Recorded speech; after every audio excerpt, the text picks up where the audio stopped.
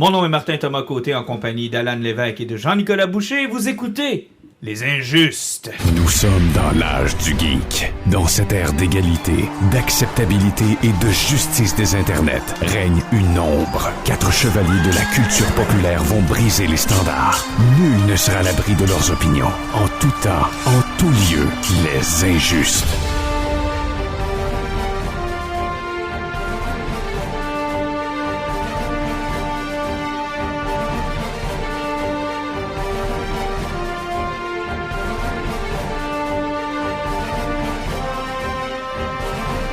Messieurs, bonsoir. Salut. Pam pam pam pam pam pam pam pam pam pam pam pam. Ouais, On est de retour avec le son de l'allure. Oui, là, le problème, c'est que t'as tellement mis de pop-pop-pop que t'as fait sauter mon aiguille de VU. Je suis content que tu sois content qu'on ait une belle aiguille de VU là, mais t'es pas obligé de la faire sauter au premier épisode. Il me semblait qu'on n'avait pas parlé de cet événement-là malheureux des 2 derniers podcasts. Ben, je pense qu'il faut quand même s'excuser auprès de nos auditeurs puis parler du fait qu'effectivement on a eu un peu de problème avec notre console qui nous a empêché d'enregistrer un épisode qui a donné 2 épisodes où le son était plutôt moyen, mais là c'est, comme vous pouvez l'entendre, complètement réglé. Ouais, c'est fort possible. On a eu des problèmes de fil et de des problèmes de... C'est quoi le code entre l'écran et le clavier? Le code 16, là. Code 16, ouais, ben il y a eu plusieurs codes 16 aussi. Ouais, et ça vient de la part de 2 personnes qui me regardent toujours faire. Ça fait que... Ouais, mais tu sais, you got one job. Mm. c'est la seule job. Moi, je suis tout le temps à la même place, puis ça fonctionne. Mais c'est Là, ça. j'ai resté à la même place, puis tu l'as réparé. Fait que dans ma tête, j'étais à la bonne place. C'est toujours toi qui le fais habituellement, fait que... on te laisse faire. Alan avait oublié de brancher un fil USB. Mais gars, c'est réglé. Maintenant, on sonne super bien. N'est-ce pas, Alan? Mais la fois d'avant, c'est Martin qui avait pesé sur le piton, OK? Écoute, je vous dirais que c'est un orchestre complet de mauvaises Ben, manipulations. La semaine passée, qu'on parlait d'Avatar, on disait que moi et Martin, on était très complémentaires. Là-dessus, moi, normalement, au niveau technique, ça va plutôt bien, puis lui, il fait à peu près n'importe quoi. Ben, Ouais, on était très complémentaires C'est un beau là-dessus. travail d'équipe. Ouais. On a l'air de bonne humeur parce que là, on sort d'une demi-heure où tous les mots d'église y ont passé devant l'ordinateur, la console. En fait, je vous dirais que cette console-là respire beaucoup mieux maintenant qu'elle sait qu'elle n'est pas la cause de nos problèmes. Elle craint beaucoup moins pour sa vie ce Parce que soir. je dis, oh écoute, on regardait les murs, on regardait la console, on regardait les murs. Oh! Ah, mais dans tout ça, c'est l'important, c'est qu'il faut pas oublier que c'est un projet amateur. Puis Oui. aussi, vous payez pas de Patreon ou n'importe quoi, c'est que c'est gratis encore de votre part. Ça fait que, tu sais, je me sens moins responsable. J'essaie de déculpabiliser parce que Non, je fais vraiment non. cheap. Non, là. mais c'est Vous avez vrai. ce que vous payez pour. Voyez là, si vous aviez payé pour un Patreon, ça serait pas arrivé. Oh, ben, je me serais fait crisser dehors, tout simplement. Oui. On profite de l'épisode pour vous annoncer la création de Patreon. En fait, on voudrait juste que vous nous offriez quelque chose pour qu'à l'avenir, ce soit plus professionnel. Mais non, sans blague, c'est vrai qu'on n'a rien à vendre, puis que, regarde, on y va avec tout l'argent qui est investi dans le podcast, ben, c'est le nôtre. Ben, peut-être plus Alan que le nôtre encore. C'est toute l'énergie qu'on y met, tout le plaisir qu'on a à le faire, c'est bénévole. On le fait parce qu'on est des chums, on le fait parce qu'on a le goût de le faire. On vous l'a expliqué souvent. Il y aurait sûrement plein de moyens de s'organiser mieux que ça, mais regarde, c'est comme ça qu'on le fait, c'est comme ça qu'on est à l'aise. Je dis pas par exemple que pour 2023, on changera pas une coupe de trucs ou on va essayer de peut-être se trouver peut-être un local un peu plus confortable ou se trouver une manière de faire parce que là... Oh mon Dieu. On achète un satellite qu'on va mettre dans l'espace comme la Justice League pour enregistrer. Non, mais tu sais, Elon Musk, là, d'ici la fin 2023, il va bien... Il va bien nous acheter puis Il va bien rester juste notre console qu'il n'y a pas. nous mettre dehors puis bannir nos Il y a comptes. peut-être juste notre console qu'il n'y a pas. Il va peut-être vouloir l'acheter. Écoute, on sera preneur à ce moment-là. Ben, on veut savoir si Elon Musk nous écoute là, présentement. Son avion survole présentement le Nevada. Oh oui, c'est vrai, c'est là qu'il va nous flaguer. Cessez de me suivre. Le cellulaire d'Alan vient de se fermer mystérieusement. Hey, ça me fait plaisir de vous retrouver entre le Noël et le jour de l'an. On a trouvé le moyen de se rencontrer. On n'est-tu pas merveilleux? Ouais, on essaie toujours de faire ça parce que entre les parties des fêtes, c'est important de faire des entre-parties des fêtes. Oui, j'espère que vous avez eu du beau stock puis que vous avez eu beaucoup de cadeaux geeks et que vous avez eu de la lecture en masse, des films en masse, du plaisir en masse. Que vous avez eu le temps d'aller voir Avatar. Oui, c'est vrai. J'espère que vous êtes allé voir Avatar et que vous avez entendu notre critique au loin. parce que ça sonnait au loin pour 2 des membres à tout le moins. Hey, les gars, on n'en parle pas de l'accident technique dans le podcast, OK? Fais, Ouais, pas promis. 4, fais pas 4 minutes 36 là-dessus, s'il te plaît, Martin, on ouvrira le podcast. Aucun problème, on va parler d'autres choses. Mais résolution de 2023, là, c'est de me rendre à 2023. En tout cas, la console, elle a prié beaucoup pour se rendre jusqu'en 2023. Mais heureusement, regarde, on peut la rassurer. Là. Elle a réussi. Elle On va- est en 2023. Non, pas encore. les Non, gars. c'est vrai, pas encore. Il te reste une couple de jours, la console. Je vais fermer mon compte Facebook pendant 2 semaines pour pas me faire harceler, là. mais- Hey, aujourd'hui, on va parler de quelques petits trucs. Moi, j'appellerais l'épisode d'aujourd'hui l'épisode Varia. Des trucs qui sont sortis il y a quelques semaines, voire quelques mois, qu'on n'a peut-être pas eu le temps d'intégrer dans des podcasts, ou encore que c'était pas assez gros pour qu'on en fasse un épisode complet. Puis on a comme réuni tout ça pour en faire un épisode entre Noël et le jour de l'an. Oui, effectivement, Mettons, on y était dans le très simpliste. Oui, Tu sais, puis surtout dans ce qui était disponible. une BD, Ouais. une TV, un film. puis tu sais, on était dans les thématiques, là. On était dans le temps des fêtes avec le dernier épisode, on a parlé de l'épisode de Noël de James Gunn, là on est plus dans le mood Halloween, fait que devinez de quoi on va vous parler. Hey, là, je suis tellement mêlé sur la carte du temps où ce qu'on est là. On est-tu entre Noël, le jour de l'an, Halloween ou après 2023? On ou- va parler d'un épisode spécial Halloween. Ah oui, c'est vrai, mais c'est l'épisode que j'ai pas écouté. Commençons donc par ça. Introduisez-moi ça parce que dans les 3 choses dont on va parler, c'est la chose que j'ai pas eu le temps d'écouter. C'est pour ça que tu comprenais pas ma référence, Non, exactement. clairement. Ouais. Non, mais on vient de te le dire, vous payez pas pour ce podcast-là. OK? C'est gratuit. Alors, vous avez tout ce qu'il y a de gratuit. Et dit comme ça, là, personne ne va le culpabiliser. Là. On vient Non, d'avoir non. le temps des fêtes, j'ai eu plein de cadeaux, puis les autres, ils ont rien. On n'a rien. On n'a rien, même pas un Patreon. Donc, soyez indulgents. Ben, c'est pas qu'on juge le monde qui en a des Patreons, c'est juste qu'on nous autres, on se rend compte qu'on est vraiment pas là. Ah, nous autres, on est pauvres. Là. On est les pauvres des podcasts, on s'excuse. C'est pas grave. Non, parce qu'on a du contenu. Ouais, Et c'est ça le plus important. Je dis pas que les autres en ont pas. Ils ont du contenu et un Patreon, mais nous, on a du contenu. Fait que c'est... Je C'est m'enfonce, là. que- Ouais, Mike Ward, là, si tu cherches du monde à adopter en 2023, on est disponible. Si t'as une Puis petite mes maison, petites maisons aussi. Ben, c'est moisi, on va apprendre. on va reprendre la petite maison. On parle de quoi? Ouais. Ben, tabarouette. Aïe, aïe, les gars. Hey, aidez-moi, là. Le loup-garou par la Werewolf nuit. by night. Hey, rotez-vous encore la tourtière ou ça va, les gars? Oui? Ben, Ok. on parle de loup-garou par la nuit. Bon, Werewolf by Night. Petit historique, c'est quoi ça? Ça vient d'où? Puis pourquoi c'est devenu un buzz? Ben, c'est parce que c'était le premier projet de Marvel. Comment ils appellent ça? C'est des Marvel Short? Marvel. Ouais, c'est pas short, mais ils ont un terme pour ça, là, les television event, ils ont Ouais, un nom mais comme ça. moi, là. non, ça je comprends, l'arrivée sur Disney+, mais ça vient-tu d'une BD? Ça vient-tu Bon, de... Oui, ça vient du BD, mais tu sais, ça vient de toute leur saga.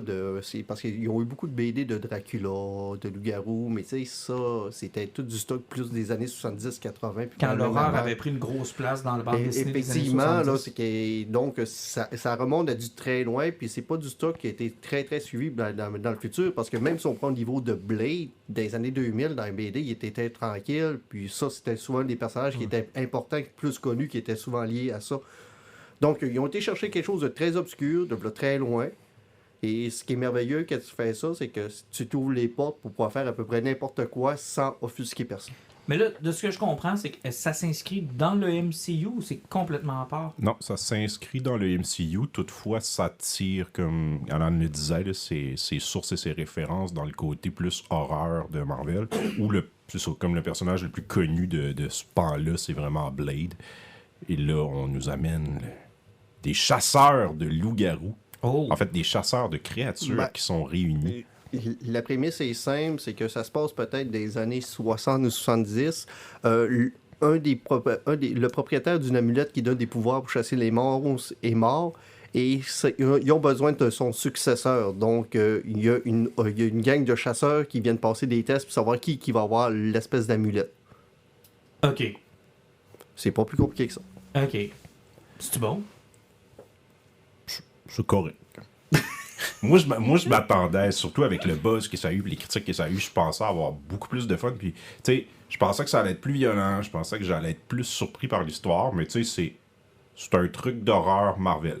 Parce que ça reste dans le MCU, donc ça peut Exact, pas non c'est plus ça. aller... Parce que le monde dit, ils se sont gâtés, ces gars. Ouais, t'as peu. Là. Ça reste un produit MCU, mais genre pour introduire, mettons, un kid au côté plus horrifique, je pense que c'est une belle porte d'entrée. Les Puis codes sont là. Visuellement, ouais, c'est ça.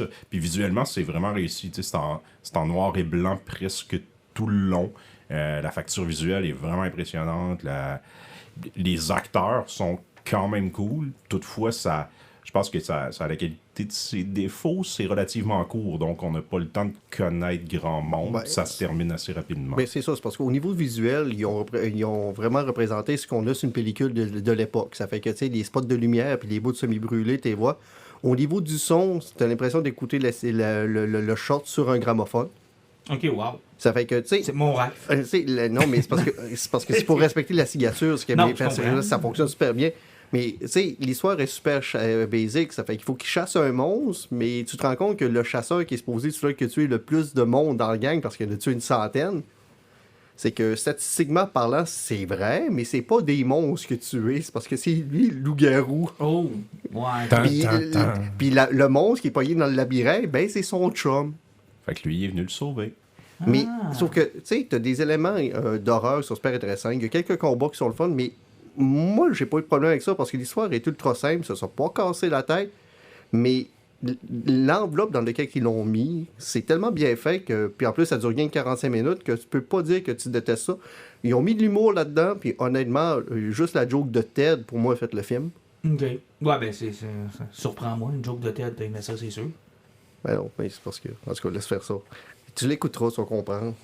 Ah, là, c'est compliqué. Il va falloir que j'écoute le truc, que je réécoute ce bout-là du podcast, puis que je comprenne ce que je viens de me... Que t'écoutes Ted, que tu réécoutes le podcast, que t'écoutes Non, mais sérieusement, tu dois avoir quelque chose qui est le fun à écouter, puis qui est ultra basic, là, puis juste pour le côté technique, parce que, tu sais, il n'y a pas de CGI là-dedans, tout est en effet pratique. Ça, c'est intéressant, par contre. Tu sais, parce que même le Man-Thing qui est là-dedans, qui est le gros monstre, là, qui ressemble au Swamp-Thing, tu sais, il est en caoutchouc, puis il est bien fait quand même. Même le gars qui se transforme en loup-garou, tu vois pas sa transformation, il utilise vraiment les techniques de dans le temps, que c'est plus son ombre que tu vois changer, donc c'est comme plus du stop-motion.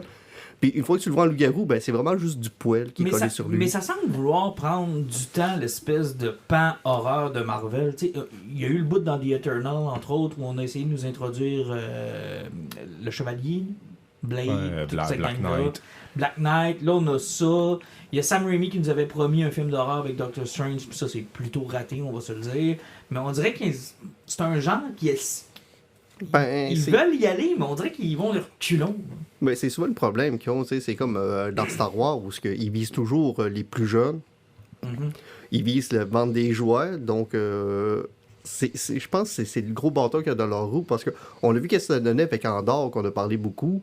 Quand ils s'adressent à un public qui est plus adulte, plus mature, puis qui ne gêne pas, ben, ils sont capables de donner quelque chose qui a du bon sens, mais je sais pas pourquoi, accord avec Marvel, ils ont ce problème-là, ils n'osent pas le faire. Ils sont allergiques, puis je pense que c'est lié aux revenus, parce qu'en dehors, le gros problème, là, même si c'est tout le monde capote, puis tout le monde est unanime, c'est un succès critique, mais ils regardent les codes d'écoute, puis ils font comme Boba Fett avait pas mal mieux, même si c'était de la merde. Ils sont pas habitués. Puis ils n'aiment pas ça, eux autres, ils veulent que ça soit écouté. Ils préfèrent, je pense, un produit médiocre écouté à quelque chose d'exceptionnel, pas assez vu. Puis... Et pourtant, l'horreur, ça pourrait être quand même pour Marvel quand même une source intarissable d'argent, dans le sens où ça coûte pas cher faire de l'horreur. Ouais. Tu t'adresses à un public qui généralement se présente, qui généralement est au rendez-vous, puis tu fais des bonnes marges de profit sur des produits d'horreur. Mais pas juste ça. Même là, c'est parce qu'en retournant avec les effets pratiques aussi, tu sauves les coûts de production, parce qu'il faut qu'ils se désengorgent du problème des films de 250 millions. Parce qu'ils ne se cassent pas la tête. Parce que le prochain gros film de Marvel qu'on va avoir, ça va être Quantum Mania. Et la bande-annonce dure 2 minutes 30 et je pense que je n'ai jamais vu un ciel bleu. Non. Et juste les droits sur la musique doivent leur coûter un prix de fou. Ils ont pris une toune d'Elton John pour la bande-annonce. C'est juste ça, là. C'est probablement le budget d'un film québécois. Puis ça nous laisse croire qu'ils ont pratiquement construit une ville miniature, puis ils ont acheté des technologies pour rapetisser les acteurs, puis la mettre dedans, puis... Non. Quelle mauvaise blague. Ouais, non, elle était meilleure avant qu'elle sorte. Ouais, c'est ça. Quand tu feras le montage, Martin, s'il te plaît. Tu peux la couper, ça? Ouais. Sérieusement, il y a beaucoup de choses dans la tête à Jardin qui sont mieux qu'en réalité. Oui, je sais. Oui. Ouais. Ça peut rester là aussi, hein. C'est correct. pas nécessaire que ça sorte. Hey, La prochaine. tout le monde a oublié mon erreur de la semaine passée maintenant. On a trouvé pire. En fait, ça sonnait mieux quand il sonnait de loin. Moi, on l'entend mieux, ça va. Quand on l'entendait de loin, ça allait super bien. Ça, là, c'est méchant. C'est l'épisode d'Halloween qu'on est en train de faire. Entre Noël et le jour de l'an. Entre Noël et les jours de l'an, bien sûr. Mais tu sais, tout ça pour dire que Werewolf by Night, ça dure 45 minutes, et contrairement au Noël de James Gunn, où tu te demandes qu'est-ce que tu as regardé là, au moins, lui, tu as eu du fun. Au moins. Est-ce qu'il y a des suites de prévues, des liens avec les films? Je pense que le type de présentation ne mourra pas, parce que je sais qu'il y a du monde qui ont dit que même pour Star Wars, ça pourrait être intéressant. OK. D'avoir de ce genre d'épisode stand-alone. Pas besoin d'un budget de film, ça dure pas aussi longtemps qu'un film. C'est pas une série télé non plus. Donc t'es pas pogné avec 10 épisodes. Un petit peu plus long qu'un épisode de série télé, pas aussi long qu'un film. Moi, je pense que mais en même temps, c'est ça donne pas grand revenu non plus. C'est un film que tu tournes ou tu mets sur ta plateforme de streaming. Fait que oui, mais je pense que ça. ça. Contenu. Ouais, c'est ça, exact. Ils sont Puis pognés faut pour pas en que faire ça coûte anyway. cher. Fait que je pense que c'est une belle peau pour Netflix vous a prouvé depuis des années que l'objectif d'une plateforme de streaming, c'est pas de faire de l'argent, c'est de survivre jusqu'au temps que tu fermes. Oui. Mais c'est surtout, je pense, le problème pour ces plateformes-là de toujours avoir du contenu. Tout le temps. Puis de pas avoir ce phénomène de je m'abonne pour un mois, j'écoute tout ce qu'il y a d'intéressant sur la plateforme, je me désabonne, puis je me réabonnerai dans 6 mois quand il y aura de quoi. Là, en fait, on est rendu dans un autre problème. C'est même plus ça, c'est, on va dire, le côté éphémère. Tu sais, les gens, tu sais, au début, là, tu te connectais à Netflix, c'était comme, il faut que tu écoutes Orange is the New Black, puis le House of Cards, puis Stranger Things. Là, c'est comme, il faut que tu écoutes les séries du moment, mais est-ce que les gens vont dans le back catalogue? Tu sais, je veux dire, Werewolf by Night, là, ça a fait un gros buzz la semaine où c'est sorti. On est quoi, un mois plus tard, puis plus personne parle de ça. Parce que c'est le problème des sites de streaming. Je continue à le dire depuis le début, c'est la traduction numéro 1. Le monde ne veut pas avoir une saison 2, ils veulent l'épisode numéro 1. Oui. C'est le phénomène à peu près du monde du comics, que ça fait trop longtemps que quelque chose roule, tu la repars au numéro 1 parce que tout le monde veut le numéro 1. Non, exactement. Mais j'aime beaucoup l'argument Jean-Luc aussi de cette espèce de... C'est vrai que le rétro, là, de regarder quelque chose qui est sorti depuis... Quand le buzz est passé, on dirait que tu veux... Puis tout le monde te l'a raconté, tout le monde t'en a parlé. T'as quasiment l'impression de l'avoir vu.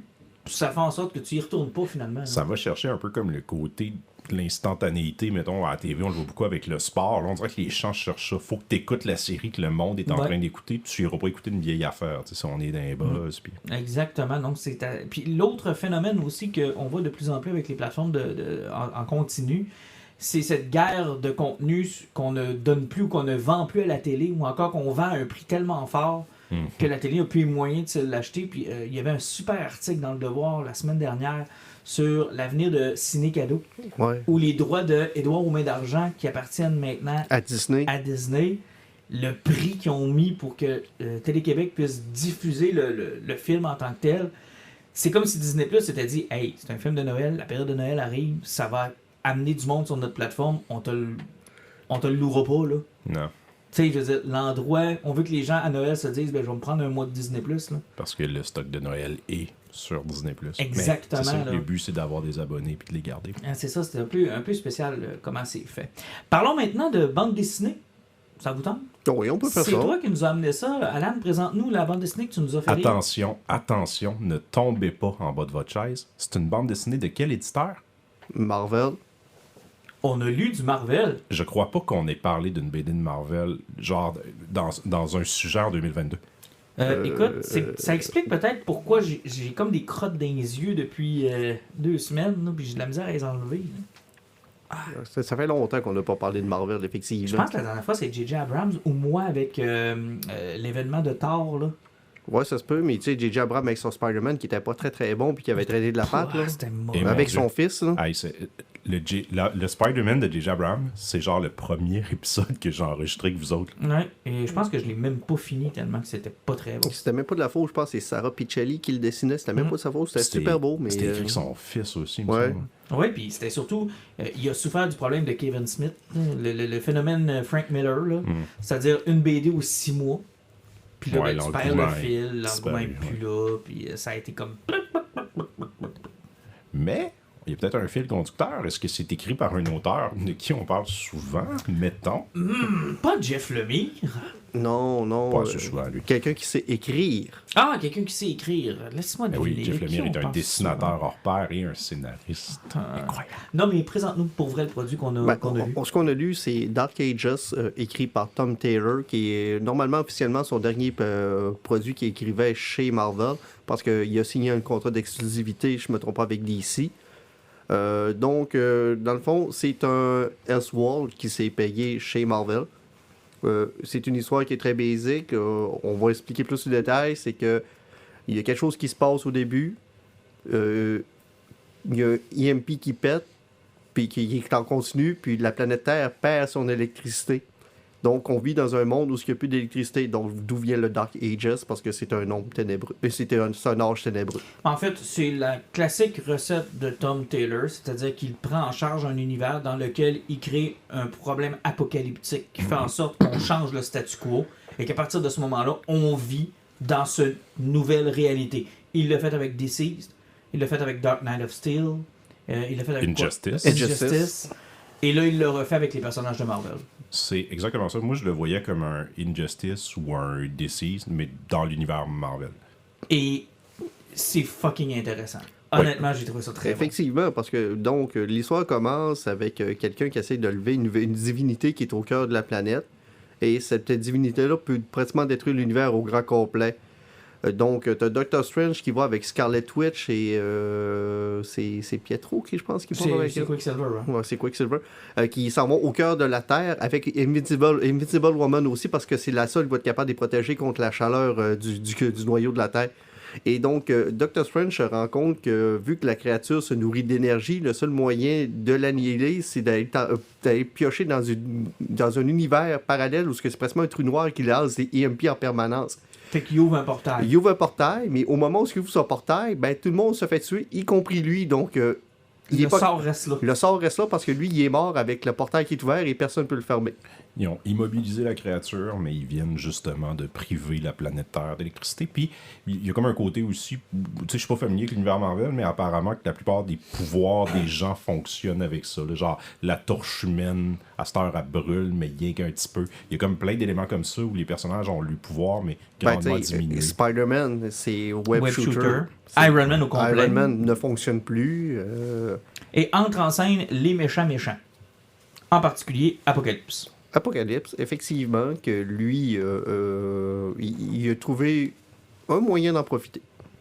Et est-ce qu'on va plus loin ou on laisse les gens lire le livre? Hey, je pense qu'on va se rendre au moins jusqu'au milieu. Je pense que, tu sais, c'est parce que, dans le fond, Apocalypse s'est monté une armée des plus grands scientifiques du MCU.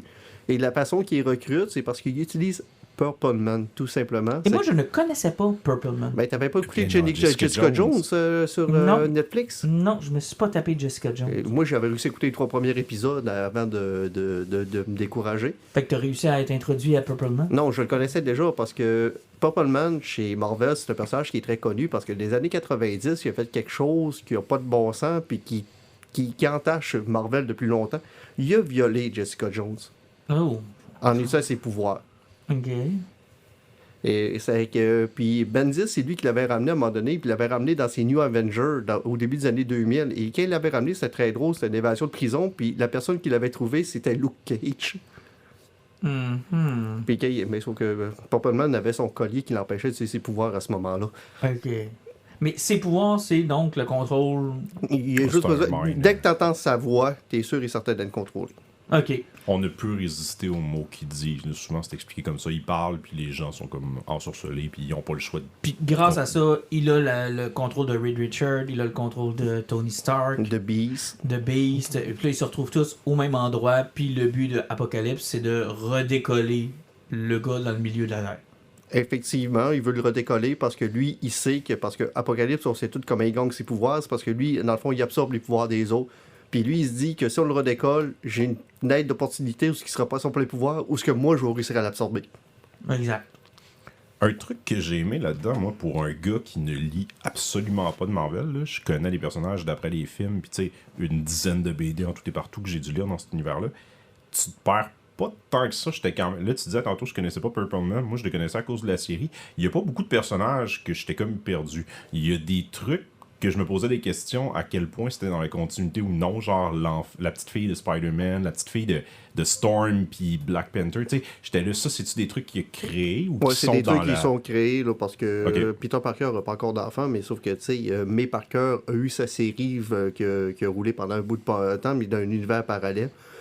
Donc, tu sais, il a utilisé des trucs qui ont déjà existé dans la BD. Ben, il fait ça souvent, puis il le fait chez DC régulièrement, de prendre une photo d'un moment que lui apprécie dans l'univers Marvel ou dans l'univers DC. Tu sais, genre, Damien va être là, mais Red Hood va être là. Fait que là, on sait que c'est à peu près où est-ce que ça se passe. C'est le fun parce que quand tu commences avec ta première case avec ça, tu sais que tu casses tes lecteurs qui lisent ce qui se passe ailleurs dans le Marvel, puis tes mondes qui étaient dans Elseworld, parce que tu brises les codes qu'ils connaissent dans leur autre BD, puis tu mets un autre élément qui fait comme, OK, là, ça se passe ailleurs ou plus tard. Mais il a introduit beaucoup de trucs des films aussi, probablement pour élargir son lectorat. Ben, c'est parce que tu pioches dans ce qui est facile, ce qui est connu. C'est que si tu fais un Elseworld, puis tu vas aller chercher le monde qui lit normalement pas ces BD-là, tu vas chercher ce qui est connu.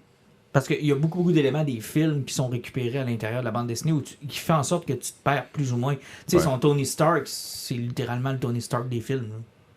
Ben, ça fait longtemps qu'il est ça. Ouais, mais il est devenu ça. Parce que moi, je me souviens avoir déjà lu du stock d'Iron Man où ça s'approche de ce qu'on voit dans les films, mais c'est pas tout à fait pareil. Non? Il est bon, Taylor, pour utiliser comme les personnages puis les ramener à leur plus simple expression. Là. Il les maîtrise bien. Là-dedans, en fait, le seul problème que j'ai trouvé, c'est que c'est très court. Puis, mettons, quand tu lis DC, tu sens qu'il laisse des portes. Puis qu'il fait comme, c'est la dernière fois, la dernière grande aventure. Mais tu sais, il va tuer les personnages, mais il va laisser des éléments où il peut reconstruire. Là-dedans, je sais pas quand est-ce qu'il l'a appris, tu sais, qu'il partait chez DC, mais c'est pendant qu'il est en train d'écrire ça. Puis, je trouve que ça sent que, tu sais, il a voulu closer ça. Ça avance beaucoup plus vite. Puis, c'est beaucoup plus contenu que ce genre que DC, mettons, justement, chez DC. Ouais, l'idée était plus grosse que 6 numéros, puis je pense que justement, qui a fait du DC et compagnie, il roule souvent avec du 8 numéros en montant, donc il y a plus de temps, parce qu'au moment où le plan se monte, avec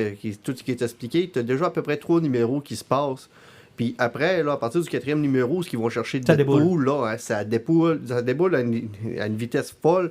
Et puis aussi, tu as le problème que dans ces genres d'événements-là, que ça déboule vite, c'est que tu tues du monde vite aussi, là. Oui, mais ça a toujours été son défaut, moi, je trouve, personnellement, de se débarrasser des personnages pour faire du wow.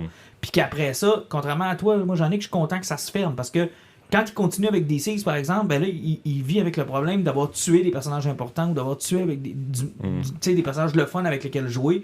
Puis là, il se rend compte que, c'est vrai, eux autres, je les ai mais tués. Mais à date, avec DC, ils jonglent quand même bien à, j'ai besoin de tel type de personnage. Ben, tu sais, mettons, j'ai tué Batman, je vais ramener Green Arrow, tu sais, je suis capable d'y donner des rôles semblables. Tu sais, il est comme bon pour jongler avec ça. En tout cas, il y a des bons cues, il comprend bien les personnages. Oui, mais tu sais, Injustice, ça avait fini en queue de poisson un peu à cause de ça aussi.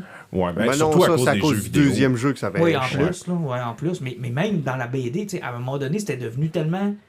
Tu sais, je veux dire, son Superman était tellement devenu fort, ça avait tellement pas rapport. À un moment donné, je pense qu'il à son 3e année, il avait déjà passé le Panthéon des dieux. À partir de là, il ne reste plus grand monde. Non, il avait torché Green Lantern, je pense, en 2 numéros, puis il avait torché... Écoute, à un moment donné, c'est comme ça avait plus de bon sens. Ça finissait plus de finir, puis là, tu te disais, OK, il a poussé l'idée d'un Superman Rogue tellement loin que ça se tient plus. Ouais. Mais, mettons, pour pousser mon idée, un truc que moi, j'ai beaucoup aimé, puis là, je vais pas le spoiler, mais il y a à m'amener une attaque qui arrive qui sont par Venom et Carnage ensemble, qui ont pris possession d'un personnage. Puis là, il y a un reveal sur c'est qui ce personnage-là. Puis j'étais comme, j'en aurais pris plus de Venom et Carnage ensemble. Qu'est-ce qu'ils ont fait? Qu'est-ce que ça fait que ces personnages-là sont ensemble? Et le personnage qui est amené à ce moment-là, moi, j'étais comme... ça coupait trop vite, j'en aurais pris plus. Il y a comme plein d'affaires comme ça que j'étais là, c'est des bonnes idées. Puis je pense que lui, il le savait, puis il voulait peut-être étendre un peu, mais à un moment donné, il s'est dit, c'est ça. Comme Alan disait, il n'y a pas 8-9 numéros, il faut qu'il close ça en 6 ou 7. Fait. Mais c'est vrai que ça, tu sais, je veux dire, n'importe qui va prendre cette BD-là, ça se donne bien en cadeau à un gars qui a peut-être jamais lu de BD, puis qui voudrait juste avoir une bonne histoire qui se tient, puis rapide. Quelque chose qui est très drôle aussi, c'est que dans cette BD-là, Beast fait quelque chose que Beast vient de faire dans la continuité réelle. Ah, ça, je ne savais pas ça. Ah, ouais. Ouf. Ça fait qu'il a été comme précurseur. Il est comme écrit, v'là 1 an avant que ça sorte dans chez X-Men, qu'est-ce qui s'est passé avec Beast. Fait qu'ils Incroyable. ont réutilisé son... Mais moi, quand j'ai terminé, j'ai bien aimé ça, même si c'est pas mon univers, mais je me suis dit, s'il y a du monde qui nous écoute, puis qui lisent pas de DC, que c'est des fans de Marvel, puis qui nous écoutent parler de Taylor, puis fantasmer, puis triper sur ce qu'il fait, là, genre, allez pogner ça. Vous allez pogner, vous allez comprendre pourquoi on tripe sur cet auteur-là, puis ses idées, puis ses projets. Là. Si vous êtes plus familier avec l'univers de Marvel, d'après moi, vous allez avoir du fun. Encore plus que moi. Là. Parlons de cinéma. Bon, là, faut pas que je me fuck dans le titre. Everywhere. Non, Everything. Je savais, gars. Premier mot. Mais vous savez de quoi on va parler, je pense. De tout partout. Everything. Everywhere. Everywhere. All at once. All at once. D'où ça sort, ça? En 24, ça fait peut-être 2 ans que le monde n'arrête pas de parler des autres, Jean-Nic. Moi, je suis plus Ouais, fou. un an. En fait, c'est cette année, parce que là, le film, il est représenté aux Oscars cette année. Là. En fait, il n'est pas encore aux Oscars, il est au... c'est quoi le truc? C'est les Emmy, Golden je pense. Globes? Les Golden Globes. En tout cas, ils l'ont poussé, il est nommé. Mais là, Fait j'ai que cru comprendre que les frères Rousseau sont attachés à ce projet-là. Son producteur. Dans le Ok. fond, les deux gars derrière le film, c'est les frères... C'est des bizarres, là, ils s'appellent les... J'ai oublié leur prénom. Mais C'est vrai comme que c'est un leur drôle de nom prénom, ça, j'ai oublié les prénoms. Les Daniels. Les Daniels. C'est Daniel Kwan puis Daniel quelque chose, genre. Ils ont réalisé un film avant qui s'appelle Swiss Army Man, qui était avec Daniel Radcliffe et Paul Dano. Puis c'est Daniel Radcliffe qui est sur une île déserte. Paul Dano, son cadavre échoue là, mais il se rend compte que c'est un couteau suisse, dans le fond. Il peut l'utiliser pour faire n'importe quoi. Fait qu'il se lie d'amitié avec le cadavre. Imaginez un Castaway, mais au lieu d'avoir un ballon, c'est un cadavre. Ou Wow. il l'utilise genre comme grappin, il parle avec lui, c'est une marionnette. C'est un C'est-tu bon? week-end chez Bernie, c'est vraiment super touchant, c'est super bon. Ça a le côté weird de Everything Everywhere All at Once, mais bon, dans le fond, ça vient de ces créateurs. Puis, je me trompe pas, il est disponible présentement chez Amazon Prime aussi sur ça. Swiss Army Man, oui. Mais moi, j'avais tellement entendu parler de ce film-là où on le comparait. Je pense que c'est moi, c'est sorti à peu près en même temps que Doctor Strange and the Un Multiverse petit peu of avant. Madness. Ouais, juste un petit peu avant. Puis le monde me disait tout le temps, si Sam Raimi avait compris le multivers comme eux l'ont compris, vous auriez eu un film extraordinaire, ça aurait été super fou, il faut que tu vois ça. Puis quand je l'ai vu apparaître sur Amazon Prime, je vous ai dit, les gars, j'aimerais vraiment ça qu'on puisse l'écouter. Puis je l'ai écouté un peu de reculons cet après-midi. Toi, Alan, tu l'as écouté un peu plus tôt Ouais, cette je l'ai semaine. écouté. Non, je l'ai écouté il y a 2 semaines. OK. Puis Jean-Nic, toi, tu l'avais déjà vu. Ben non, j'avais le Blu-ray depuis longtemps. J'étais comme super hypé pour le film, mais tu sais, c'est comme une BD que tu as sur le coin de la table, puis tu sais que tu vas triper, puis t'attends le moment. Puis là, c'est ça. Quand vous avez fait, on va faire un épisode, là, go! Là, je l'ai pitché dans le lecteur, puis je l'ai écouté il y a 2 semaines. J'ai pas de mots pour décrire. Intense. C'est... Ça déchire l'anus. C'est... Tout le temps, en même temps. D'abord, j'adore cette actrice-là. Ah oui, Michelle Yeoh. Ah. Ben, en fait, le casting presque de A à Z est impeccable. C'est extraordinaire. C'est un film, on va dire, à grand déploiement, tu sais, qui a beaucoup d'idées, mais en même temps, qui a un cast qui est assez restreint. On sait pas Et un embourbé budget avec qui est 50 restreint. acteurs. Oui, le Oui, budget est restreint. mon Dieu, puis qui font beaucoup avec ce qu'ils ont. Là. C'est du vrai bon cinéma, là. Je veux dire, j'ai écouté ça, puis j'ai fait comme « Wow! » Mettons qu'on résume rapidement qu'est-ce que ça raconte, Everything Everywhere, Si All at j'y vais Once. très simple, tu commences avec une famille asiatique qui sont aux États-Unis puis qui ont un laundromat. Dans le fond, ils ont des machines à laver. Exact. Et tu te rends compte que la madame est poignée dans ses dédales financières parce qu'elle n'a pas l'air d'être très focusée dans son entreprise, mais son mari, lui, il est full dedans puis il est super heureux. La prémisse est super intéressante parce que je dirais qu'en parlant, quand le film commence, ça parle pas beaucoup anglais. Non. C'est que tu te rends compte que le film est bilingue. C'est que là, ça part de ça parce que c'est vraiment la prémisse du film. C'est des propriétaires d'une buanderie. d'une buanderie, tout simplement. Puis tu sais qu'il faut qu'ils aillent voir le fils parce qu'ils ont des problèmes avec leur impôt.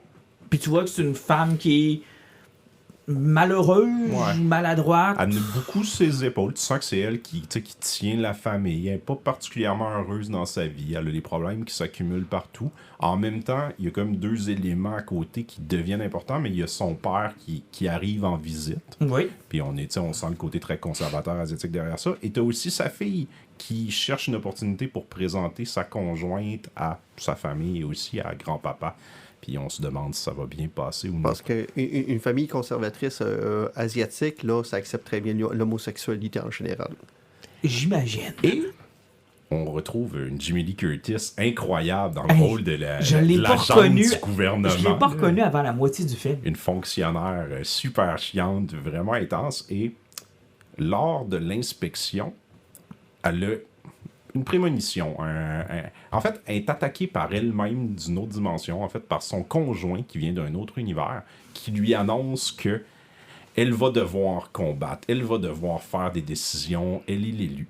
Elle comprend pas trop, mais tranquillement, le film avance, puis on se rend compte qu'effectivement, il y a plusieurs univers, C'est ça. il y a des En signes. fait, son chum de cet univers-là, qui est le Alphaverse, eux Ouais, autres se sont l'univers rendus Prime. compte qu'il y a un multivers. Puis dans le multivers, ils ont développé une technologie qui leur permet d'aller piger des connaissances dans les univers qui gravitent autour du leur. Puis dans cette technologie-là, ils ont découvert qu'il y a des êtres qui étaient plus prompts à changer d'univers. Et ils ont essayé de pousser des technologies, puis à un moment donné, ils ont trop poussé la technologie, puis ils ont trouvé quelqu'un qui était trop réceptif. Et cette personnalité-là a absorbé le multivers au grand complet jusqu'à le contrôler. Et cette personne-là en est tellement malheureuse qu'elle veut détruire le multivers. En fait, c'est ce qu'on croit. Ouais, c'est ce qui nous est présenté. C'est ce qui nous est présenté. Donc, le multivers est en danger parce que cette personne-là est devenue tellement omnisciente, omnipotente, omniprésente qu'elle veut détruire tout le Effectivement, multivers. parce que peu importe où ce qu'elle regarde dans le multivers, elle trouve aucune place qui est heureuse pour ce qu'elle est bien. Donc, tu sais, avouez que peu importe le multivers que tu vois, c'est toujours empreint de tristesse, le monde. Exactement. Et là, ben, elle devient la combattante qui doit retrouver cette personne-là et se battre. Mais c'est de voir comment on a joué d'abord avec la technologie ou avec la façon dont on puise dans le multivers. Et ça, c'est intéressant. Oui, parce que la technologie est plutôt simple, c'est parce que ça part toujours d'un point dans ta vie où tu as toujours des choix. Et ça, c'est souvent quelque chose qui a été expliqué, c'est que si tu as un choix à faire, en général, c'est le principe de l'épisode du dé, mettons, qu'on va avoir eu dans Community. Ça fait que si tu tires un dé, tu as créé 6 univers parce que 6 possibilités, c'est un D6. Exact. Et donc, à chaque fois que tu as un choix, tu crées un multivers. Et en tant que personne, vu que tu utilises partout, ben, tu peux utiliser certaines techniques pour te connecter avec une personne qui ferait un choix. C'est comme, mettons, que toi, qui étais jeune, tu décides de devenir un champion des arts martiaux, mais tu aurais pu le faire. Sauf que cette personnalité-là existe quelque part et tu peux te connecter et prendre ses pouvoirs.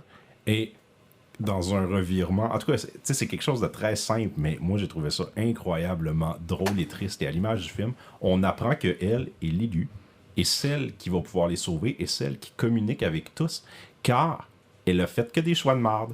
Oui. C'est celle qui a pris toujours les pires choix. Puis là, c'est comme... C'est parce qu'effectivement, c'est elle qui a le plus de possibilités parce que vu qu'elle s'est privée de tous ses choix, mais qu'elle voulait toujours tout essayer par réussir, tu sais, elle a été privée jeune de sa liberté et elle n'a jamais réussi à se brancher. Ça fait que sa personnalité, au niveau du multivers, peut se connecter avec du monde qui ont des talents multiples parce qu'elle a tout refoulé.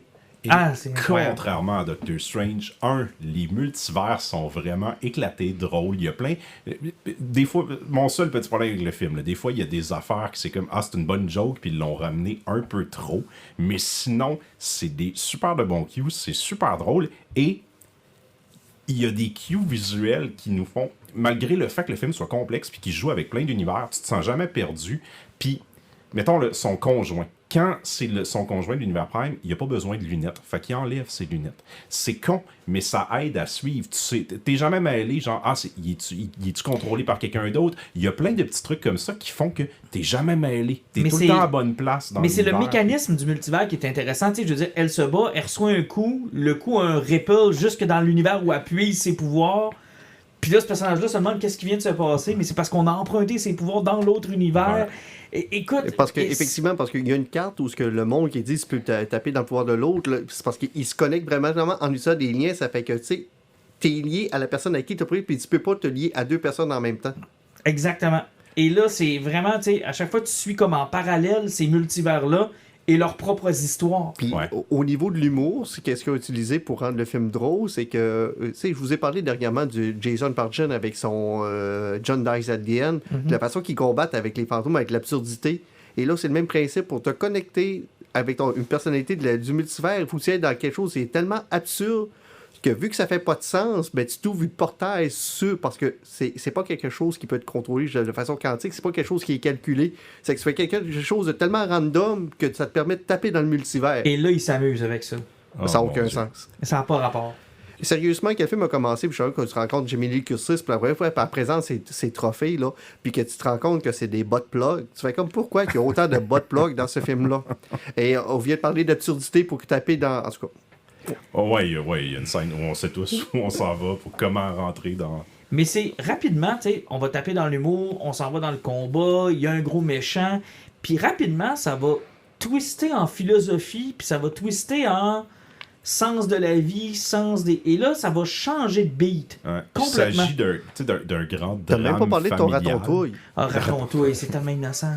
Ah, ça, c'est drôle, Ratatouille. Je vous laisse le découvrir, mais c'est vraiment innocent. Ouais. Mais moi, ce qui m'a vraiment fait triper, c'est que c'est... Puis c'est divisé en 3 parties, puis c'est effectivement 3 films en un. Ouais. Everything, Everywhere, All at Once. Puis ce qui est intéressant, c'est que tu sais, ta première partie est très marvelisque, là.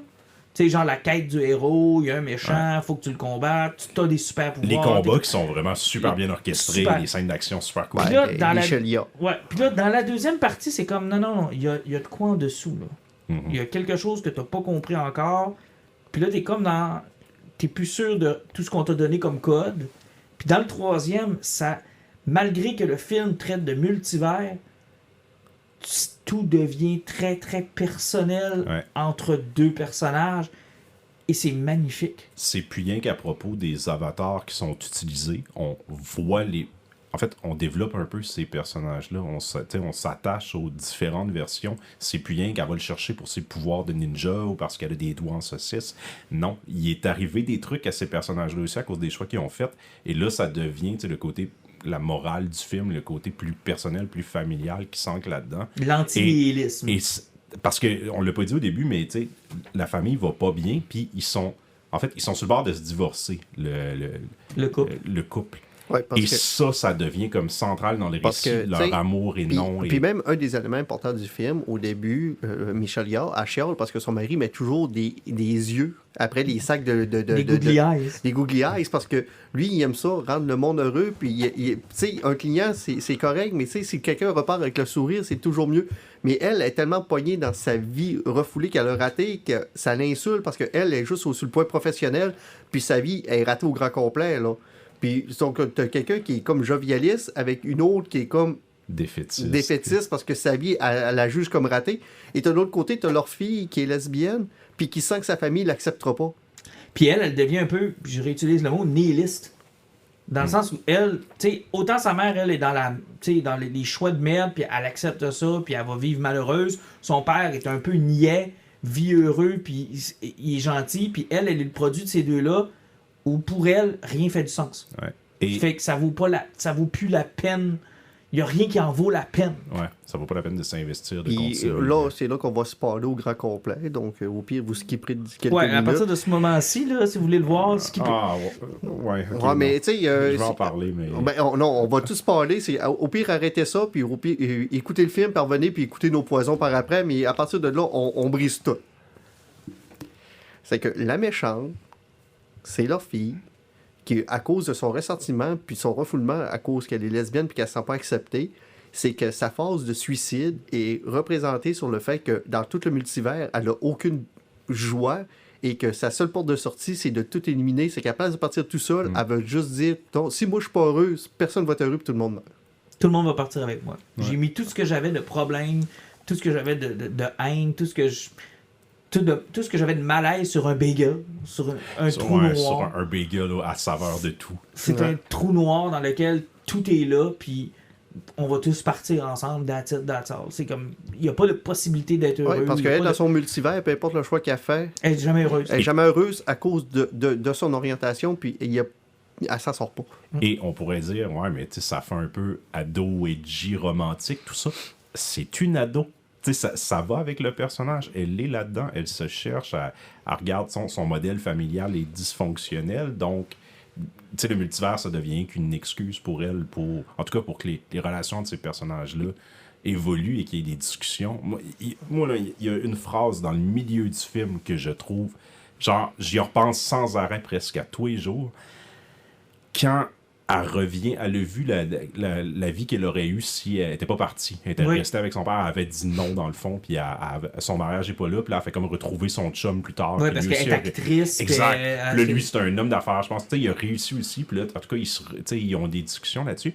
Puis quand elle revient, elle lui dit « J'aurais vraiment aimé que tu sois avec moi pour voir cette vie où je t'ai dit non puis que je suis pas parti avec toi. » Puis quand tu y penses, c'est comme à deux niveaux. Elle est en train de dire, c'est doux amer parce qu'il est en train de dire, j'ai eu la meilleure vie possible quand je t'ai dit non puis qu'on n'était pas ensemble. J'aurais aimé que tu sois là. Mais j'aurais aimé que tu sois là. Fait qu'elle est en train à la fois de dire que sa meilleure vie c'est sans lui, mais elle reconnaît que dans cette vie-là, elle a besoin de lui, il manque, puis elle aurait aimé ça qu'il soit à ses côtés pour voir cette vie-là. Puis je fais comme, asti que c'est un beau lot, puis que ça, c'est le film dans une petite capsule. Mais là. moi, le bout qui m'a fait ça, là, toi, c'est celui-là. Moi, le bout qui m'a fait ça, c'est quand ils sont deux roches. Ils sont dans un univers où ils sont deux roches. Avec les googly eyes. Avec les googly eyes. Et la fille lui dit, on vit au jour le jour pour découvrir à quel point on est des petites merdes. Et plus on va vivre, plus on va découvrir, plus on va être des petites merdes. Et plus ça avance, plus on devient conscient, plus on devient intelligent, plus on en apprend. Tout ça ne sert qu'à se sentir encore plus petit et insignifiant. Donc, à quel moment on va arrêter de se rendre compte à quel point on est insignifiant?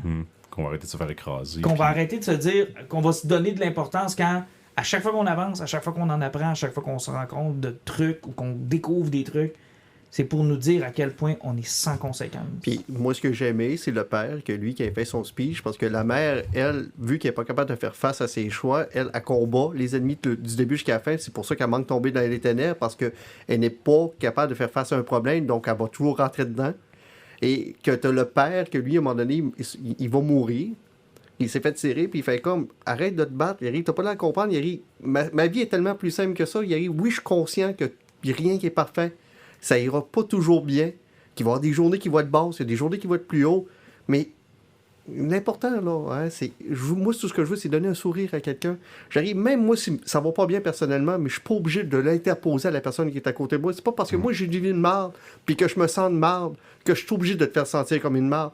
Si moi, je vais pas bien, mais je suis capable de te faire sentir bien, en temps de moi, ça va m'apporter quelque chose de positif. Réponse avec la gentillesse. Répondre avec la gentillesse. C'est pas parce que justement que toi, tu te sens mal que tu es obligé de dire à quelqu'un qui fait comme, hey, excuse-moi, c'est quoi, ton sou tabarnak, c'est comme, excusez-moi, puis tu sais, faire une joke après ça en même temps. C'est que juste répondre à tes problèmes, tu oublies ça, puis tu y vas avec la gentillesse. Et ça, c'est tellement une belle séquence parce qu'elle est dans un escalier, puis elle règle les problèmes du multivers, un personnage à la fois, en montant dans l'escalier vers sa fille. Et tu sais, quand on vous dit que c'est pas juste philosophe, tout est là pour vous faire réfléchir puis vous faire apprécier ce que vous êtes en train de regarder. Là. Puis le film, à tous les niveaux, est conséquent avec lui-même. C'est une belle et une bonne histoire. Puis tu sais, toutes les thématiques fonctionnent à tous les niveaux. Le film, il s'était mis une prémisse, puis moi, c'est comme c'est un coup de circuit. Là.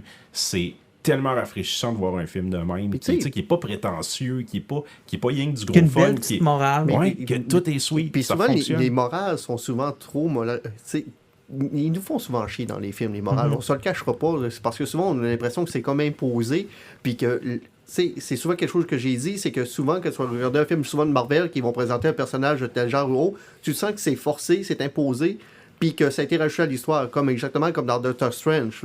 T'enlèves le bout où il pèse une pastille pour voir le passé avec ses mères qui sont lesbiennes, t'enlèves ça, puis le personnage, il n'y a plus de background, puis il sert à rien, c'est que son background ne sert à rien.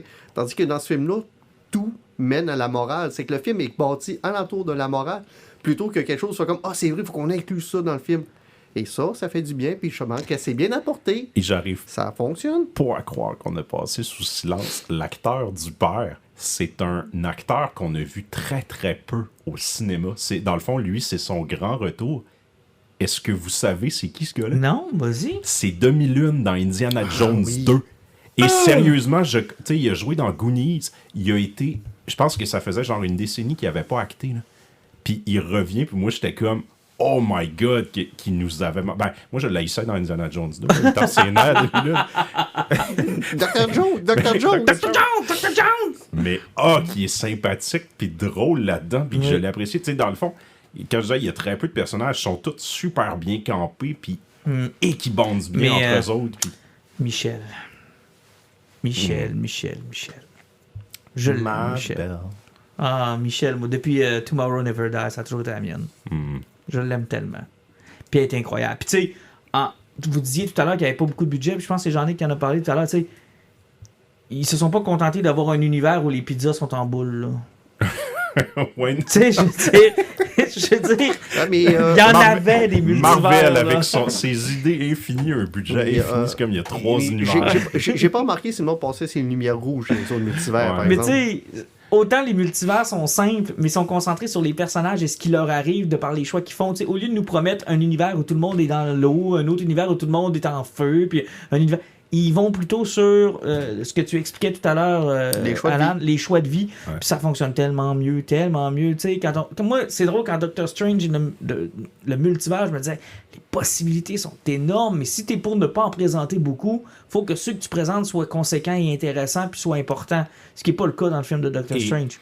Au-delà de ça, là, on va aller, mettons, dans le côté, tu sais, chorégraphie, action. Là, la scène où elle est comme pognée dans une pièce, puis là, il envoie des gaz lacrymogènes. Puis tu sais, tout le thinking derrière, bon, là, elle s'en va dans une de ses vies ou une chanteuse d'opéra, fait qu'elle peut retenir son souffle. Puis, t'as peu, là, juste à me rappeler, il me semble qu'il y a un truc comme pour les yeux, là, elle Bon, va oui. chercher où elle est aveugle. Oui. Fait que là, elle va chercher toutes ces powers-là pour être capable de...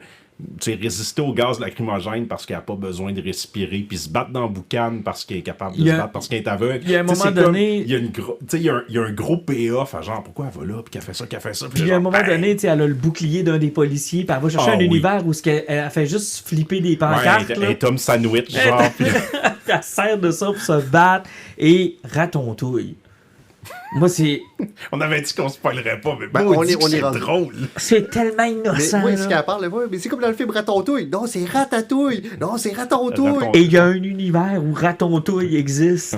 Et c'est Ratatouille, mais avec un raton laveur, parce qu'elle est convaincue que c'est un raton au lieu d'être un rat. Ah. C'est tellement calme. Mais c'est ça, puis c'est pas rien qu'une joke, genre, c'est pas rien que... Moi, je pensais... Ah, ça va être un one-off, tu sais, comme les doigts saucisses. Non, t'as vu, il y a un payoff aux doigts saucisses. Ben oui. Il y a tu sais, il y a une histoire complète sur Raton-Touille, puis ce qui arrive à ce petit Parce raton-là. que, Puis... puis tu sais, quand t'as fait ces excuses aux différents personnages que tu revois tout le temps dans les autres multivers, puis ils sont comme toujours liés entre eux autres dans chacun des univers. Puis tu sais, elle va closer chacun de ces multivers-là dans la scène des escaliers, où ça fait en sorte que, sans avoir vu le film complet de ces vies-là, on sait un peu qu'est-ce qui est arrivé. Puis tu sais, il y a une séquence en particulier. closure, là. Il y a une séquence en particulier quand t'as fait des jumps où on voit le début de ces univers-là. Puis qui part toujours du fait où la décision de ses parents, est-ce qu'elle part avec son chum ou pas. Ouais, Puis là, tu vois comme un rattrapage de ce multivers-là pour savoir pourquoi elle est chanteuse d'opéra, pourquoi elle est experte au kung-fu, par exemple. Pourquoi il y a un univers où ce que ses petits doigts peuvent déplacer quasiment des planètes tellement Ouais. qu'elle est forte. Raton-touille, pourquoi dans cet univers-là, elle est chef cuisinière, dans son autre univers. Puis tout ça, il vient boucler chacune de ces boucles-là. Et c'est comme 1000 films en un, là. Ouais. Et tout ça, pas pour, tu sais, c'est l'élu, puis pour battre le grand méchant. Non, c'est pour qu'elle ait une discussion franche avec son conjoint, sa fille et son père. Tu sais. Et surtout, qu'elle réalise qu'il faut qu'elle arrête de s'éparpiller partout puis qu'elle prenne un choix dans sa vie, tu sais, qu'elle se branche. Et Tout je pense que simplement. ce qui est merveilleux aussi dans ce film-là, c'est que tout ça ne peut ne pas être arrivé non plus. Tout ça peut être dans sa tête. Ouais, effectivement. Tout parce ça que peut être, Le film finit avec la première séquence du film. Tu repars Ouais. avec le début. Puis tu sais, justement, puis ça aussi, c'est comme un message à la procrastination. Tu sais, plutôt que de dire « Ouais, je pourrais faire ça », si tu veux vraiment le faire, ça t'intéresse, fais-le. Parce qu'à un moment donné, tu te poses la question, c'était-tu tout dans sa tête, tu sais? C'est-tu une représentation d'une discussion avec ton ado? Puis que tout ça est, tu sais, c'est de l'imagination, tu sais, parce que ça n'a pas, tu sais, on parle de conséquences, mais il y a des fois où tu te dis, ouais, mais là, il n'y a pas personne qui allume, qui se passe de quoi de bizarre, puis que, tu sais, c'est pas très rationnel, là. On est plus dans la métaphore, on est plus dans la peinture, dans le psychologique, là, tu sais, tu finis le film, tu te dis, peut-être que rien de ça s'est vraiment passé, puis que l'histoire, c'est simplement une mère et son adolescente qui se comprennent pas, Ouais. qui apprennent à Ben, se Régler connaître. le problème, à communiquer. Mais je pense que c'était volontaire, justement, en finissant avec le début du film, ben, tu laisses la porte ouverte. Est-ce que ça s'est vraiment passé? Exact. Mais bref, Christ de bon film. Ah, sérieusement, des belles séquences d'action, de la bonne humour, même si des fois les jokes absurdes sont un petit peu trop poussés ou ce que tu fais comme ah, ils sont peut-être allés trop loin. Sauf que le film te fait réfléchir, te fait passer un bon moment. 2h20 quand même, c'est pas rien. Non, c'est plutôt long, mais ça Et, passe vite. sérieusement, Il y a du stock. faire gros avec petit. Là. Le gadget pour connecter avec les autres univers, là, c'est des oreillettes Bluetooth qu'on avait en 2002. Ouais. La vieille cochonnerie là, qui est vraiment... C'est ça. Là. Ils sortent pas encore ça la tête, ça a coûté 30$. Là, c'est clair, puis c'est ça qui fonctionne. Puis tu sais, les locations du film, là... On est presque tout le temps dans on imagine le building gouvernemental. C'est ça, on est presque tout le temps là-dedans. Il y a 4 décors, je pense. Ouais. Puis tu sais, avec 4 décors, ils ont fait plus de multivers que Doctor Strange avec 300 millions. Ouais. Et puis tu sais, moi c'est encore plus insultant, je le dis tout le temps. Là. Il y a des affaires de fun dans Doctor Strange, mais tu sais, le titre Multiverse of Madness. Hey, on est loin d'être ça, le Multiverse of Madness. Vous voulez voir un bon film de Multiverse? Ça, il y en a. Là, ça, c'est Madness. Là. Ça, c'est vrai. Ouais, puis ils ont même pris le temps de tout bien expliquer de façon logique, tout comment fonctionne. Ouais. Ce que le Marvel Universe a jamais fait. Le film met des... C'est pas grave si c'est fantastique, tu sais, je veux dire, le film met des règles en place, puis il les respecte, il est cohérent à son propre univers, puis c'est tout ce que tu as besoin, là, après. Le suspension of disbelief. Ils sont pas cassés à la tête non plus, tu sais, je veux dire, un univers avec les doigts en saucisse, that's it, c'est tout. Ouais. Ça existe. Pourquoi? Parce que... Puis c'est drôle, puis c'est correct, tu sais. Mais ça doit sentir bon quand tu te brûles les doigts, par exemple. Oui. Mais moi, j'aurais de la misère à pas me manger les doigts. Tu mets les doigts au-dessus d'un feu, là, ça peut mal finir, cette soirée-là.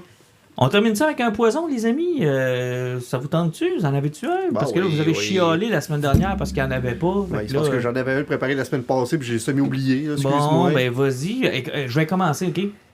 Rapidement, parce que le mien est vraiment pas long. OK, c'est plat. Je me suis mis à lire David Goudreau. La Bête. Je sais que c'est pas super geek, mais je pense que c'est accessible à tous. C'est une excellente lecture. J'ai tripé fort. L'humour est incroyable. Et l'erreur que j'ai faite, c'est de croire que David Goudreau était un grand intellectuel poète inaccessible. Alors que, quand tu lis son premier livre, oui, il y a du stock. Oui, c'est bien écrit. Oui, c'est intelligent, mais c'est surtout accessible. Ouais, c'est pas lourd comme lecture. C'est absolument pas lourd. Vous allez vivre une belle ride. Le premier est, selon moi, un chef-d'œuvre. Le deuxième c'est un livre d'humour. C'est juste... Ça n'a pas de bon sens, il est câble, le personnage. Puis le troisième est un bon mélange des deux premiers. Il n'y en a aucun des deux qui va être à la hauteur du premier. Mais il n'y a pas un quatrième. Le quatrième, c'est Maple, qui est un des personnages du troisième livre, à qui on va donner une enquête, un trailer, un polar. Et honnêtement, je l'ai lu et j'ai tellement eu de fun, là. C'est tellement cave, là. C'est vraiment cave. Un 4 en 4. Un 4 en 4, pour moi, gros coup de cœur. Ça me sort un peu de la bande dessinée, un peu des super-héros.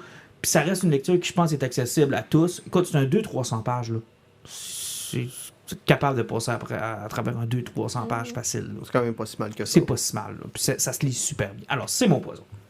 Moi, je vais y aller avec quelque chose de très simple. Je vais y aller encore avec du AWA parce que je ne lis pas de AWA. Je vais y aller avec une BD qui sort un petit peu du canevas normal de la BD. Ça s'appelle Climate Crisis Chronicles. C'est par la même équipe qui avait fait le COVID Chronicles qui avait été publié aussi chez un autre éditeur. Dans le fond, c'est Ethan Sachs et Dalibor Talagic. C'est une BD, mais c'est plus... Moi, c'est ce que j'appelle un roman graphique. C'est pas des bulles. C'est parce que c'est des reportages sur des équipes qui ont travaillé sur des accidents climatiques. Comme le premier reportage, ça va sur des pompiers sur les feux en Californie. Puis l'intensité que ça a. Il va en avoir un sur la fonte des calottes polaires, sur les activistes. Oui, il y en a-tu un sur les tempêtes de neige au Québec, non? Sérieusement, je compare ce que les États-Unis ont eu. Là, oui. Non, sérieusement, c'est quelque chose qui est intéressant. Mais c'est du vrai stock? Je veux dire, c'est des... C'est des vraies histoires. C'est vraiment c'est un job de journaliste. Oh, wow! Mais présenté sous forme de BD, de graphique. Effectivement, de graphic novel. Ça fait que, tu sais, si les conséquences des changements climatiques, c'est quelque chose qui vous intéresse, puis que vous voulez lire le point de vue humain, comment ça peut être vécu, je pense que c'est quelque chose qui peut être très intéressant. Ça m'intéresse, ça. Je trouve ça curieux. Puis comme d'habitude, AWA, un trade paperback, en général, ça, on peut ça à 10$. Donc, ça, c'est extraordinaire. Là. C'est des prix populaires. Profitez-en, parce que je suis pas sûr que ça va durer longtemps encore comme ça. Jean-Luc, de ton côté? Moi, je vais y aller cette semaine avec une bande dessinée publiée chez Dark Horse qui est sortie cette année, d'un auteur que je ne connaissais pas qui s'appelle Daniel Friedman et c'est dessiné par un gars qui s'appelle Crumb. Crumb, c'est un drôle de nom, j'imagine que c'est un acronyme. Ben non, c'est le dieu de Conan. OK, fait que le dieu de Conan a dessiné ce Ouais. comic-là, qui s'appelle Bird King. En fait, on suit l'histoire c'est dans un univers, on va dire, médiéval fantastique, où on suit une petite fille qui a perdu ses parents, qui est élevée par un forgeron, qui forge des armes magiques à la solde d'un roi qui a réanimé des déités pour les mener à la guerre pour gagner les royaumes. Tout le monde est convaincu qu'il fait ça pour le bien, c'est un petit peu nébuleux, mais c'est un despote. Ça a l'air bizarre qu'une histoire, mais on suit le point de vue de cette petite fille-là qui se questionne beaucoup sur les intentions du roi et le royaume dans lequel elle vit. Le grand attrait du récit, c'est le dessin de Crumb qui ressemble à si Mike Mignola avait décidé de faire de la BD pour enfants. Fait Wow. qu'il y a un coup de crayon qui est comme un petit peu surréaliste, très gothique, tu sais, très peu raffiné, comme le fait Mignola. Là. C'est genre, les parentés sont malades mentales, mais il y a beaucoup de pastels, il y a beaucoup d'idées de créatures qui sont comme un Mignola joyeux, mais il y a encore ce côté, tu sais, les chevaliers se promènent là-dedans sur des chevals en décomposition qui ont des bandeaux autour de la tête, et tu sais, il y a comme plein d'imagerie qui Mais est c'est une vraiment mini-série, épique. ça se tient dans un seul roman? Dans un seul, En fait, c'est un volume 1. Pour le moment, c'est le seul qui est sorti. Avec la fin, on imagine que ça va aller plus loin. Moi, c'est à peu près tout ce que j'aime là-dedans. Le récit est intéressant, les personnages sont cool, c'est quand même extrêmement violent. Là. Genre, il y a tu sais, des animaux qui meurent, il y a des personnages qui se font découper en deux. Et c'est ça, ça se termine et c'est non résolu, donc j'imagine que ça va être une série. Puis, tu sais, Dark Horse, c'est souvent du hit and miss, là. Ils sortent quand même beaucoup de trucs. Puis là, ça, c'est comme... Moi, je mettrais ça dans une de mes découvertes de l'année. Là. C'est... Wow! Puis rien que pour le dessin, ça vaut. Si vous tripez sur Hellboy et Mike Mignola, genre, vous devez absolument avoir ça. Puis l'histoire est assez intrigante pour faire comme je suis OK dans cette petite série-là. C'est à surveiller. Au nom de tous les injustes, laissez-moi vous souhaiter une bonne année. Et puis une bonne année, puis sans oublier qu'aujourd'hui, c'était l'épisode 99. Oh! Aura-t-on un spécial pour un 100e épisode? Qu'est-ce que vous aimeriez avoir? Est-ce que les gens seraient intéressés à ce qu'on fasse quelque chose de spécial? Je connais pour le déjà 100? la réponse. Un épisode avec un fil USB branché parce que le son est meilleur. Oui, ben ça serait l'idéal, Alan. C'est ma résolution pour 2023. Brancher les fils. On aimerait ça que vous aimiez Tom Cruise en entrevue. Ah, ça serait possible. Là, on est pas mal rendu là. Ouais, Je vous rappelle que ce podcast est gratuit. On a toujours pas de Patreon. ben, on a juste à vénérer un extraterrestre dans le fond d'un vodka. Peut-être qu'il va venir. Peut-être. Tant qu'à se peut-être. convertir en scientologue. C'est puis ça. dire On va l'attirer. On va l'attirer de même. On va le tirer. Mais bref, bonne année à tous. Que 2023 soit une année extraordinaire en film, en comics, en geeking, en série télé. Puis on va se donner rendez-vous le plus souvent possible. On va essayer de faire ça. Parfait. Bonne année. Bye bye. Bye bye. Bye.